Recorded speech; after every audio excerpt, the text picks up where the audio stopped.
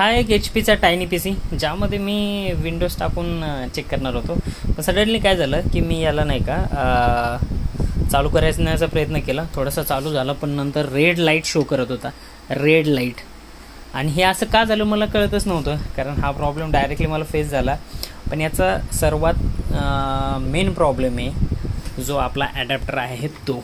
आता या मॉडेल्सला स्पेसिफिक मॉडेलनुसार एक प्रोसेसरचं जे वॅटेज आहे त्यानुसार ॲडॅप्टरचं वॅटेज कॅल्क्युलेट केलं जातं. तर याला काय इंटरनली एवढा काय सपोर्ट पॉवर डिस्ट्रीब्युशनचा सपोर्ट नाही आहे.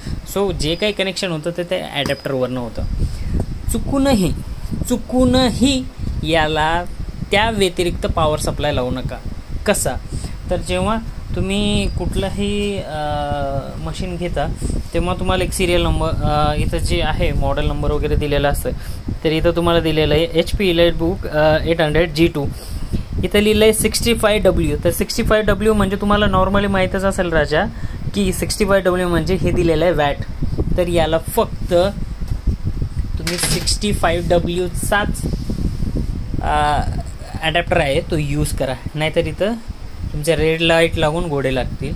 आणि जर एवढं करून जर तुमची आता लागलेलीच आहे आणि आता तुम्हाला इथं रेड लाईट दाखवते तर तुम्ही एक नॉर्मल काम करा, काही न करता फक्त रिलॅक्स करायची गरज आहे. सिमॉस बॅटरी काढून ठेवा, पूर्ण कनेक्शन आहे हे पण काढून ठेवा.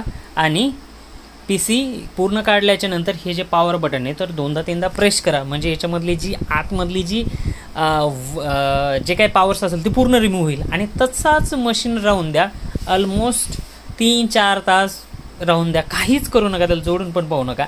आणि त्यानंतर हा चालू करा. 99% हा मशीन तुमचा चालू होईल, जो की माझा झाला आहे. कारण मी बऱ्याचशा टायमिंगला हा प्रयत्न करत असतो की यामधली जी काही कॅपॅसिटर्समध्ये जी काही पॉवर्स असते ना तर ती थोडे टाईम राहत असते. त्यामुळे जेव्हा तुम्ही पिन्स काढसाल, सिमॉस बॅटरी काढा तर बायस ऑटोमॅटिकली थोडासा रिसेट होऊन जातो आणि इथलं पॉवर दाबल्याच्यानं ज्यामध्ये जी काही इंटरनल पॉवर असेल ती पण एंड होऊन जाते. आणि तोच पीसी तसाच ठेवून द्या. 99% याने प्रॉब्लेम सॉल्व्ह होतो. तुम्ही ट्राय करू शकता. आणि जर तुमचे तसेच जर लागले असतील तर प्लीज तुम्ही तसं चेक करून बघा. आणि ॲडॅप्टर मे बी जो ॲडॅप्टर आता 65 याला 65 लागतो म्हणजे तुम्ही 65 नका लावू पूर्ण जण. तुमचा जो काय मॉडेल असेल G3ला वेगळा लागत असेल, मे बी G3ला 90 वोल्टचा ॲडॅप्टर लागतो. सो तुम्ही चेक करा की तुमचा कुठला आहे आणि त्याला ॲडॅप्टर कुठला सपोर्ट करतो, कुठला घोडा कुठल्याला लावू नका फक्त त्याला, नाहीतर मग तो प्रॉब्लेम तर होणारच.